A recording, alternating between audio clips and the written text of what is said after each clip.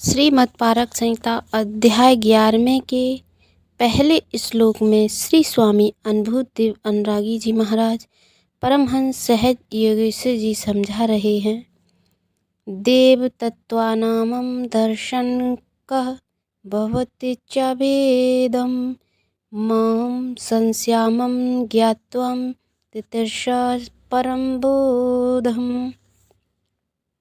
हे परमहंस दयालु सद्गुरुदेव जी, आप तत्वों का विज्ञान भली भांति जानते हैं। कृपा करके हमें यह समझाएं कि तत्वों का ज्ञान, दर्शन तथा अलग अलग भेद हैं। मेरी यह संशय जानने की तीव्र इच्छा है। आप इसका बोध ज्ञान सुंदर वचनों से सुनावें।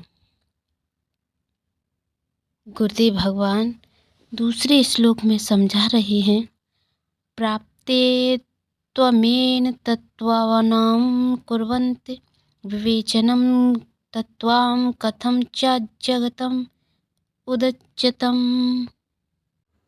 तत्वदर्शी सद्गुरुदेव ने प्रसन्न होकर कहा कि हे निर्वन, अब मैं तुमसे तत्वों का विवेचन करता हूँ। गुरुदेव भगवान ने साधक को समझाते हुए कहा, तत्वों से यह जगत कैसे उत्पन्न हुआ और तत्वों का क्या स्वरूप है, यह सब का वर्णन मैं तुमसे करूँगा, सो ध्यान पूर्वक से इन्हें सुनो। और तीसरे श्लोक में गुरुदेव भगवान समझा रहे हैं, शब्देन गगनम रूपेण च अनलम उदच्यते रसेन सलिलम च गंधेन धरा स्पर्शेन च समीरम।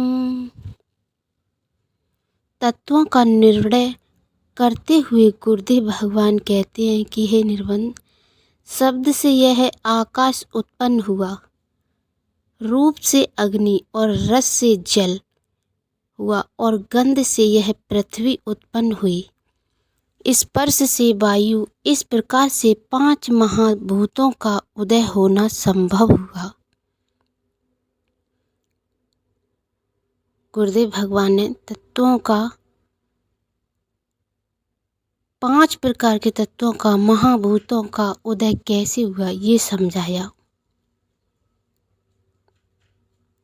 तत्वे गुणे च अंडपिंडम ब्रह्मांडम च चराचरम निर्बंध पश्येयम जगतम तस्मिन् उदच्यति कारणम।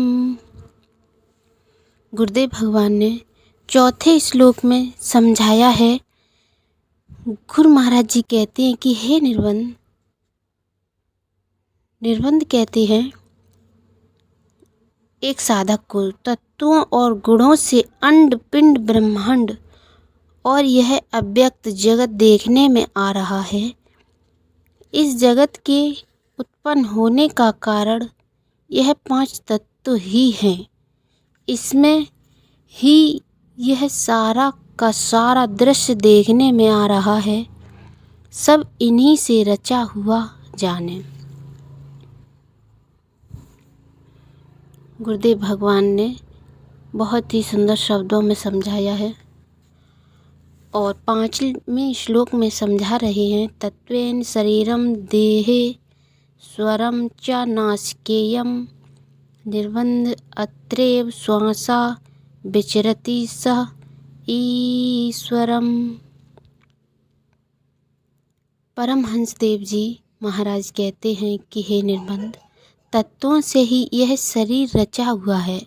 शरीर में जो नासिका छिद्र प्रतीत होते हैं, यही श्वास के बहने के स्वर हैं और इसी श्वास में यही विचरने वाला जो दोनों ही नासिका के स्वरों में जाता है, वही ईश्वर है।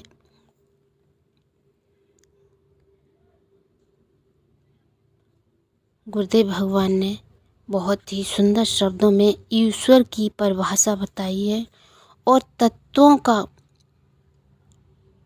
उत्पन्न होने का बहुत ही सुंदर शब्दों में समझाया है। अगर हम ध्यान से सुने तो कहा जाता है संत सद्गुरुजन हर वचन में राज लेके आते हैं कि गुरु वचनों को रखना संभाल के, एक एक वचन में राज है। गुरुदेव भगवान ने अभी तीसरे श्लोक में बहुत ही सुंदर शब्दों में तत्वों का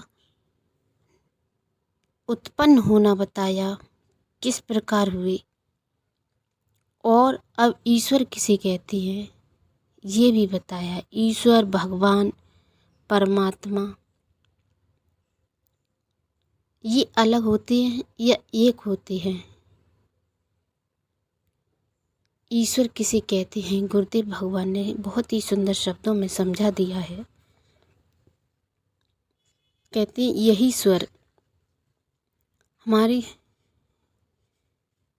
गुरुदेव भगवान ने ईश्वर का बोध बहुत ही सुंदर शब्दों में समझाया है। अगर ध्यान से सुनोगे तो